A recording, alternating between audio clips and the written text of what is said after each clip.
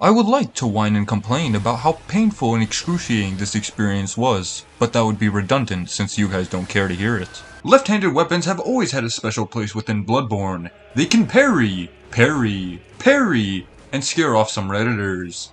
The light is bad! In this video, we'll be going through every single left-handed weapon and ranking them from the best of the batch to the absolute worst.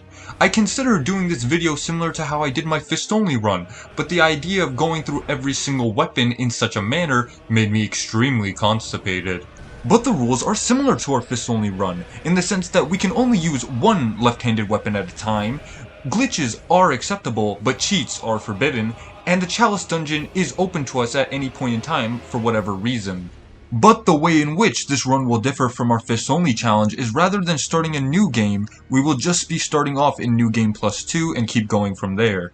The game will eventually cap when we reach New Game Plus 7, but we are still going to be pressing forward for the sake of this ranking. And now, with all of the rules being stated and pushed out of the way, we can begin with the first weapon of our ranking list, as well as the first weapon we pick up since our Fists Only challenge. So in order to start off our new run, it is time to talk about the Hunter Blunderbuss. Now the Hunter Blunderbuss is a shotgun that deals good damage and consumes one Quicksilver bullet per use. It fires off its shots in a cone effect with the intention of hitting multiple targets at the same time. It can also utilize the Quicksilver bullets glitch, and it has a faster recovery time than other weapons within its classification. But with that being said, I should also preface that this weapon doesn't deal consistent damage, since rather than being a single target focus, its pellets are spread across a wide area, losing a lot of potential damage in the aftermath. There aren't any particular bosses that are a challenge for this weapon, but with all of that being said, where would it be placed in this ranking? Everything about this weapon is great, from its stats to its recoverability, which ensures that you don't get locked down in one place for too long and makes for fast gameplay. There is a clear identifiable reason as to why I refer to me beating the game with this weapon as my busting blunder run. But despite all of that, because there are other weapons that outperform it by such a vast degree, I'm gonna have to lower its ranking and place it in the A tier. Next is the Hunter's Pistol. It has good base stats, it has good damage, it consumes a single Quicksilver bullet per use, it can also utilize the glitch, and it has one of the fastest weapon recovery times in game. It also has single target focus, which ensures that damage will remain consistent across the board. I was doing so well with this weapon in fact that I was actually beginning to enjoy myself in this grueling challenge, but the game couldn't bear to see me smile, so it crashed my recording session. All in all, it's a solid weapon to use. There isn't a single boss that you're going to find particularly challenging with it in hand. So with such an incredible performance under this long-range weapons belt, I'm gonna give it its rightful place of S tier. Next, we have Ludwig's Rifle. Now this was my first taste of shit throughout this challenge, but the run was still early and I had yet to know that there was worse to come. Now Ludwig's Rifle is similar to the Blunderbuss in many ways. It is also worse than the Blunderbuss in nearly every way. It is a long-range weapon, it consumes one Quicksilver bullet per use, and can utilize the glitch, but where it falls apart is its recovery time and the pellet spread. Now I've already covered this with the Blunderbuss, that attacking multiple targets and spreading your damage across a vast range is less effective than simply having a single target focus, but it seems like Ludwig's Rifle didn't get that memo, and its pellets are going all the way to fucking Narnia.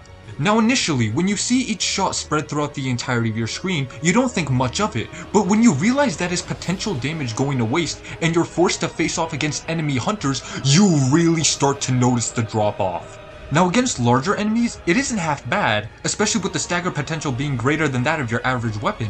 But as if to add insult to injury, it has one of the longest recovery times between shots in game, which means you are going to find yourself struggling against any boss that you would consider agile and small, which includes, but is not limited to, Lady Maria and the Orphan of Kos. Now if I was ranking Ludwig's Rifle fresh off of using it, I would have placed it in the F tier without a second thought. But after tasting the utter diarrhea to come, I'm gonna have to give it a D tier. Next is the Rosmarinus. And oh my god. Where do I even start with this weapon?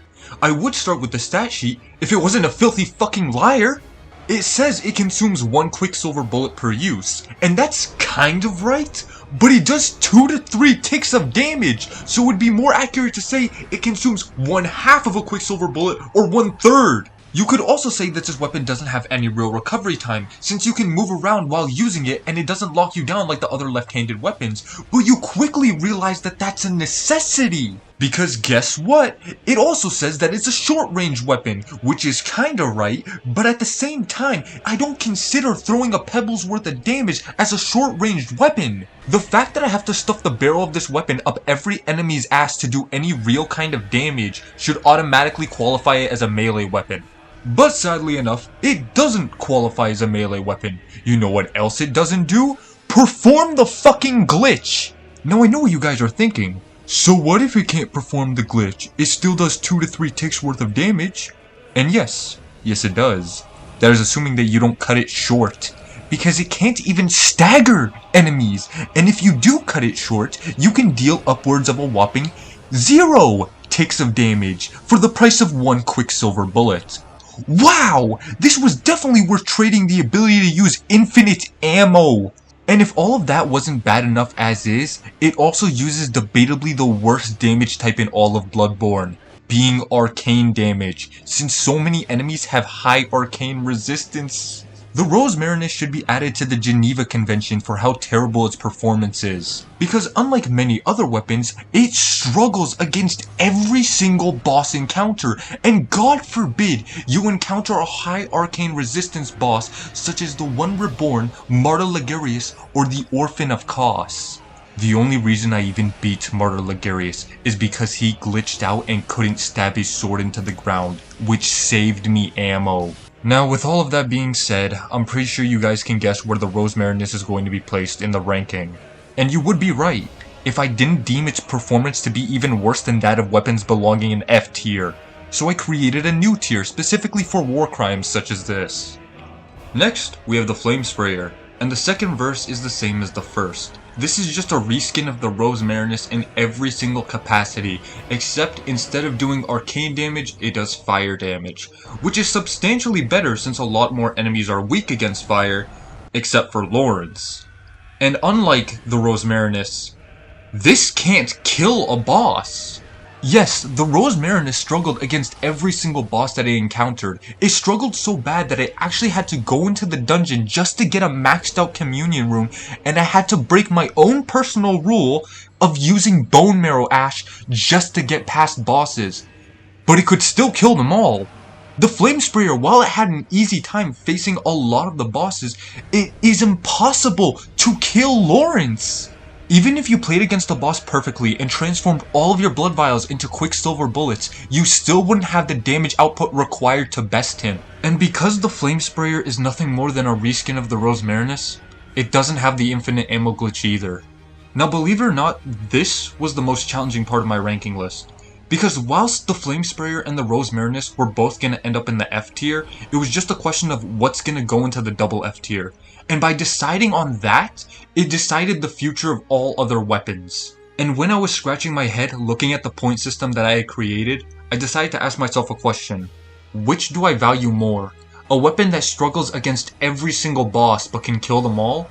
Or a weapon that has a relatively easy time against every boss but can't kill one? And I decided that a good performance up until the end beats out a bad performance all the way through. So the Flame Sprayer will be placed in F tier. And for our next weapon, we have the Piercing Rifle. Now I actually want to explain a theory that I had in regards to this weapon before I actually get into details of how it performed. Now my thought process went along the lines of this. The Piercing Rifle can pierce through an enemy and strike the enemy behind it. But what about large scale bosses? Would it be able to hit them 2 or 3 times over just because of their massive body? Now that single idea made me extremely excited to utilize this weapon to its max capacity. But just like all my other dreams, it was eviscerated before my very eyes. Now it's time for this weapon's performance. Its stats are relatively okay, it consumes 1 quicksilver bullet per use, it's a bit on the long side in regards to recoverability, and it can utilize the glitch. This long range weapon does have okay damage as well as a single target focus, with an interesting gimmick. But that's all it really is, a gimmick. Now with everything I've said about the Piercing Rifle so far, it would perfectly embody the C tier. But I don't believe in C tier. And I don't think this weapon is as bad as Ludwig's rifle, even though it did crush my hopes and dreams. So I'll be placing it firmly in the B tier. Next we have the Church Cannon. It's a long range weapon with above average stats, and a small AoE blast radius.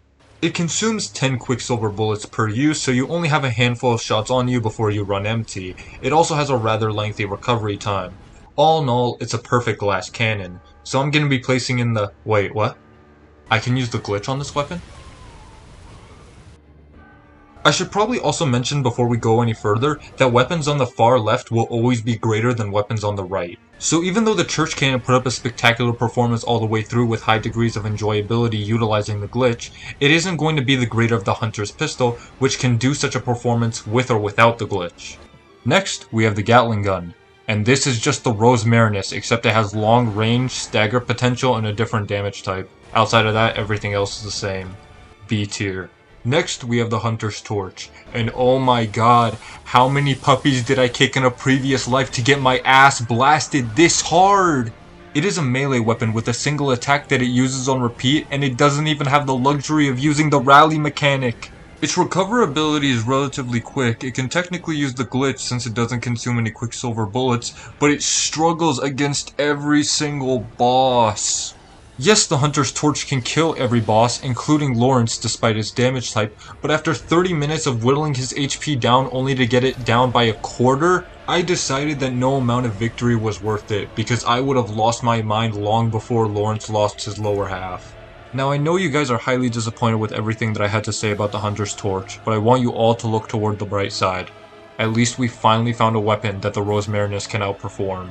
And next up we have the Repeating Pistol. It's a long-range weapon with pretty good stats, it consumes 2 quicksilver bullets per use and has a pretty nice recovery time. It can also perform the glitch, and with its single target focus there isn't any real boss that stands out as a challenge for this weapon. But something that I did notice is that even though many players have praised this for its damage performance, I myself didn't feel as if it was too stand out. But while its damage output wasn't to my liking, it made up for it with its above average stagger potential. So with all of that being said, I'm gonna have to place this in the A tier. And next we have the...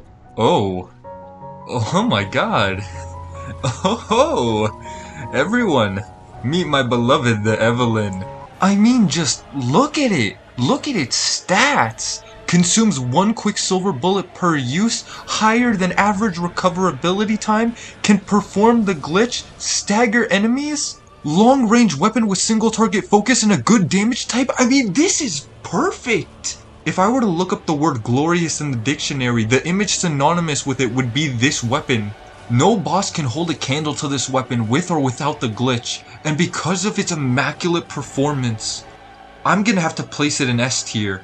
Actually no, this is a step above that. So get in here, you beautiful creation.